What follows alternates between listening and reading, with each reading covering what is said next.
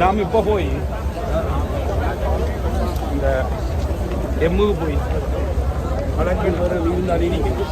சாப்பிட்டு ரூமுக்கு போயிட்டு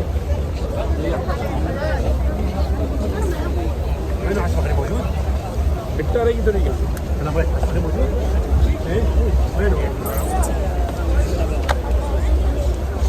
ஆமாம் எட்டரைக்கு போகலாம் 8 மணிக்கு போகுது